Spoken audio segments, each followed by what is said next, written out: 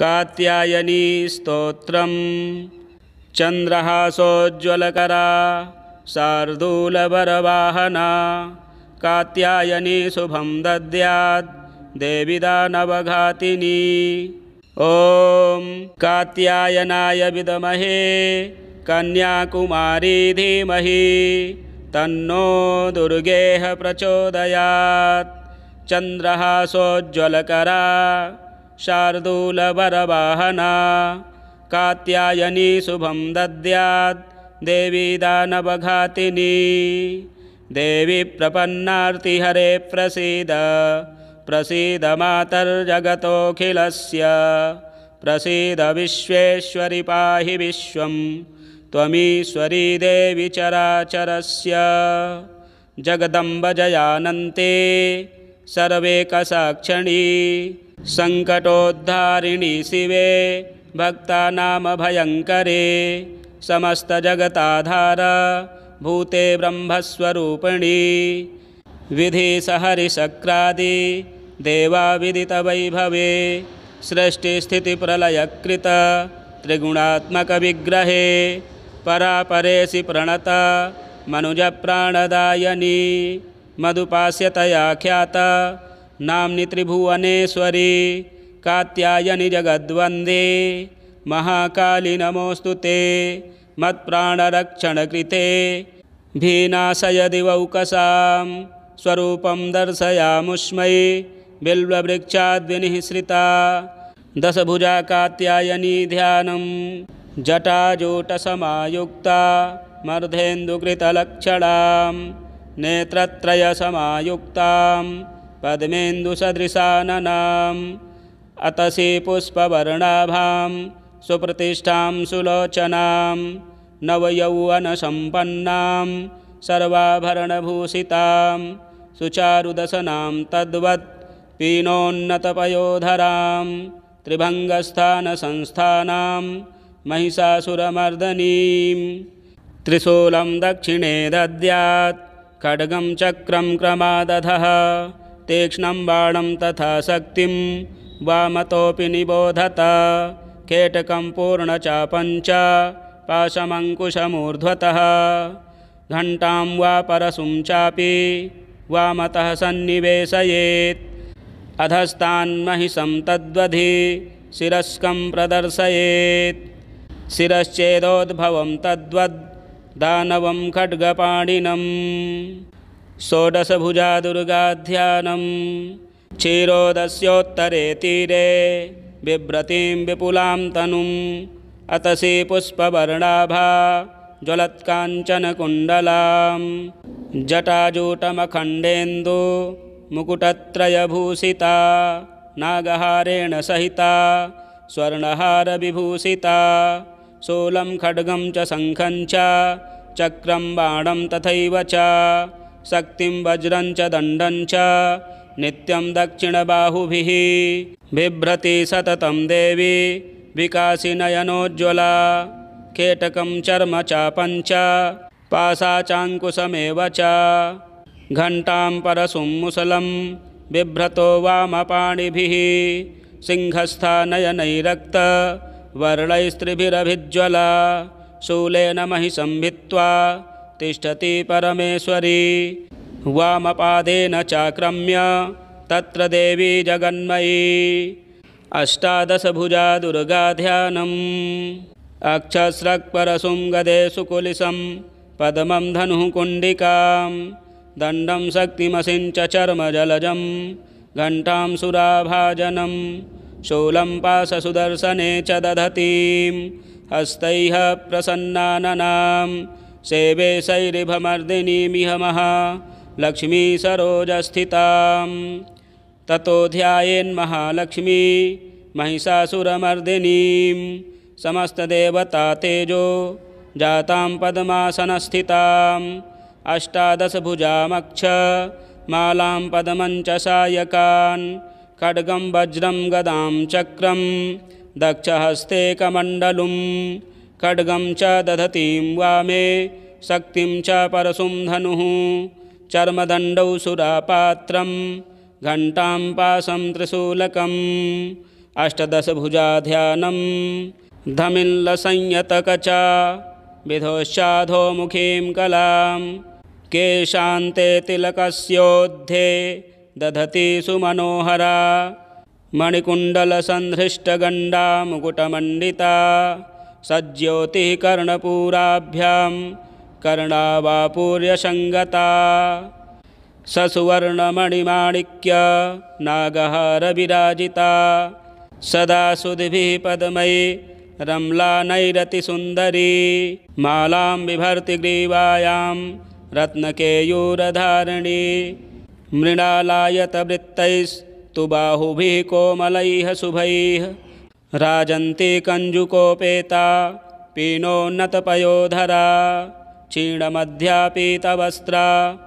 त्रिवलो मध्यभूषिता अष्टादशभुजैका तु दक्षे मुण्डं च खेटकम् आदर्शं तर्जनीं चाप ध्वजं टमरुकं चर्म च पाशं वामे बिभ्रती च शक्तिमुद्गरशूलकं वज्रखड्गाङ्कुशसराश्चक्रं देवी शलाकया सिंहस्योपरि तिष्ठन्ति व्याघ्रचर्मणि कौशिकी बिभ्रतिरूपममतुलं ससुरासुरमोहनम् अक्षमाला च कमलं बाणोऽसिकुलिशं गदा चक्रं त्रिशूलं परशुः शङ्खो घण्टा च पाशकः शक्तिर्दण्डश्चर्मचापं पानपात्रं कमण्डलुः अलङ्कृतभुजामेभिरायुधैः कमलासनम् चन्द्रहासोज्ज्वलकरा शार्दूलवरवाहना कात्यायनी शुभं दद्यात् देवी दानवघातिनी ॐ कात्यायनाय विद्महे कन्याकुमारी धीमहि तन्नो दुर्गेः प्रचोदयात् चन्द्रहासोज्ज्वलकरा शार्दूलवरवाहना कात्यायनी शुभं दद्यात् देवी दानवघातिनी देवी प्रपन्नार्तिहरे प्रसीद प्रसीद मातर्जगतोऽखिलस्य प्रसीद विश्वेश्वरि पाहि विश्वं त्वमीश्वरी देवी चराचरस्य जगदम्ब जयानन्ते सर्वेकसाक्षिणी सङ्कटोद्धारिणी शिवे भक्तानामभयङ्करे समस्तजगताधार भूते ब्रह्मस्वरूपिणी विधिसहरिशक्रादि देवाविदितवैभवे सृष्टिस्थितिप्रलयकृत त्रिगुणात्मकविग्रहे परापरेसि प्रणत मनुजप्राणदायिनी मधुपास्यतया ख्यात नाम्नि त्रिभुवनेश्वरी कात्यायनि जगद्वन्दे महाकाली नमोऽस्तु ते मत्प्राणरक्षणकृते भीनाशय दिवौकसां स्वरूपं दर्शयामुष्मै बिल्ववृक्षाद्विनिःसृता दशभुजा कात्यायनी ध्यानं जटाजूटसमायुक्ता मर्धेन्दुकृतलक्षणां नेत्रत्रयसमायुक्तां पद्मेन्दुसदृशाननाम् अतसी पुष्पवर्णाभां सुप्रतिष्ठां सुलोचनां नवयौवनसम्पन्नां सर्वाभरणभूषितां सुचारुदशनां तद्वत् पीनोन्नतपयोधरां त्रिभङ्गस्थानसंस्थानां महिषासुरमर्दनीं त्रिशूलं दक्षिणे दद्यात् खड्गं चक्रं क्रमादधः तीक्ष्णं बाणं तथा शक्तिं वामतोऽपि निबोधत खेटकं पूर्णचापं च पाशमङ्कुशमूर्ध्वतः घण्टां वा परशुं चापि वामतः सन्निवेशयेत् अधस्तान्महिषं तद्वधि शिरस्कं प्रदर्शयेत् शिरश्चेदोद्भवं तद्वद् दानवं खड्गपाणिनं षोडशभुजा दुर्गाध्यानं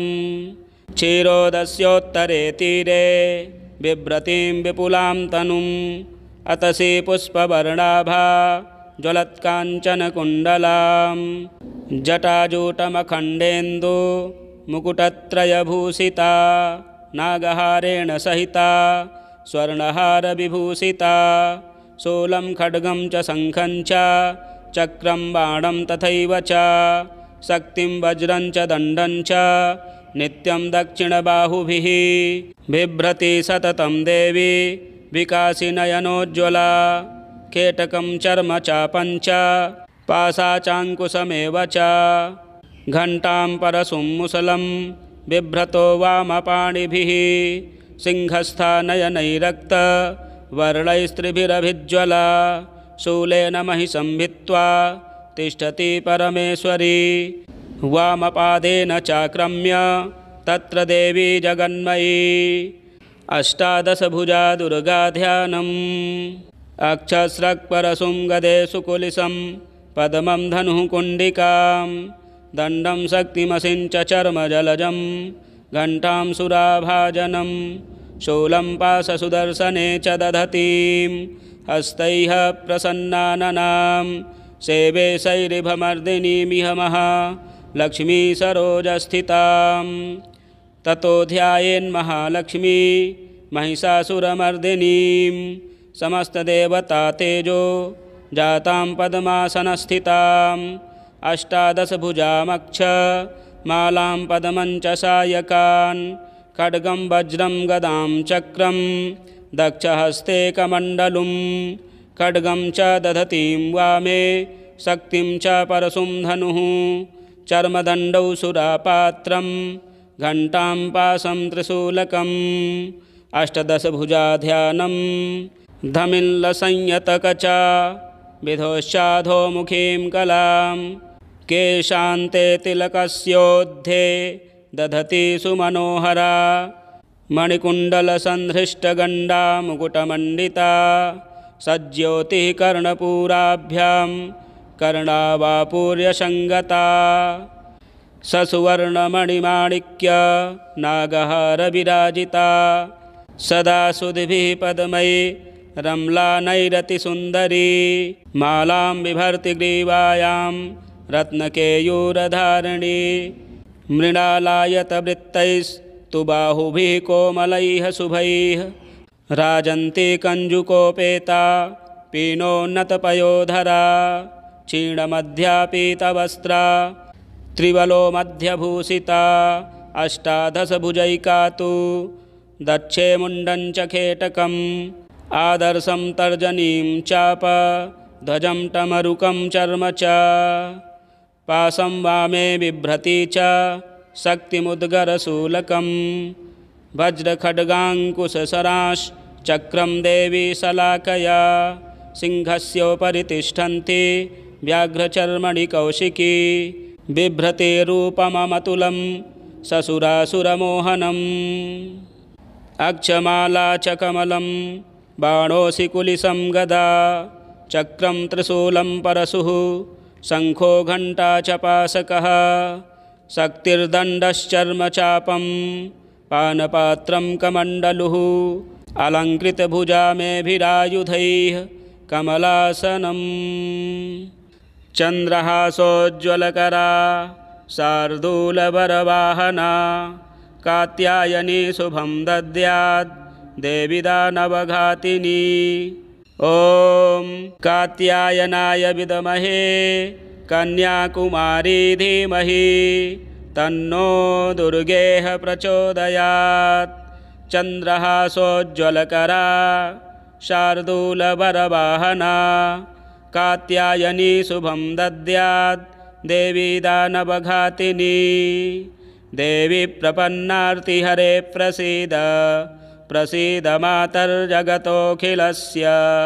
प्रसीद विश्वेश्वरि पाहि विश्वं त्वमीश्वरी देवी चराचरस्य जगदम्ब जयानन्ते सर्वेकसाक्षिणी सङ्कटोद्धारिणी शिवे भक्तानां भयङ्करे समस्तजगताधार भूते ब्रह्मस्वरूपिणी विधिसहरिशक्रादि देवाविदितवैभवे सृष्टिस्थितिप्रलयकृत त्रिगुणात्मकविग्रहे परापरेसि प्रणत मनुजप्राणदायिनी मधुपास्यतया ख्याता नाम्नि त्रिभुवनेश्वरी कात्यायनि जगद्वन्दे महाकाली नमोऽस्तु ते मत्प्राणरक्षणकृते भीनाशय दिवौकसां स्वरूपं दर्शयामुष्मै बिल्ववृक्षाद्विनिःसृता दशभुजा कात्यायनी ध्यानं जटाजूटसमायुक्ता मर्धेन्दुकृतलक्षणां नेत्रत्रयसमायुक्तां पद्मेन्दुसदृशाननाम् अतसी पुष्पवर्णाभां सुप्रतिष्ठां सुलोचनां नवयौवनसम्पन्नां सर्वाभरणभूषितां सुचारुदशनां तद्वत् पीनोन्नतपयोधरां त्रिभङ्गस्थानसंस्थानां महिषासुरमर्दनीं त्रिशूलं दक्षिणे दद्यात् खड्गं चक्रं क्रमादधः तीक्ष्णं बाणं तथा शक्तिं वामतोऽपि निबोधत केटकं पूर्णचापं च पाशमङ्कुशमूर्ध्वतः घण्टां वा परशुं चापि वामतः सन्निवेशयेत् अधस्तान्महिषं तद्वधि शिरस्कं प्रदर्शयेत् शिरश्चेदोद्भवं तद्वद् दानवं खड्गपाणिनं षोडशभुजा दुर्गाध्यानं क्षीरोदस्योत्तरे तीरे बिभ्रतीं विपुलां तनुम् अतसी पुष्पवर्णाभा ज्वलत्काञ्चनकुण्डलां जटाजूटमखण्डेन्दु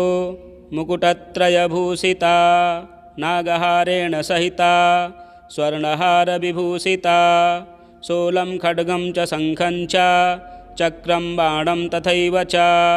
शक्तिं वज्रं च दण्डं च नित्यं दक्षिणबाहुभिः बिभ्रति सततं देवी विकासिनयनोज्ज्वला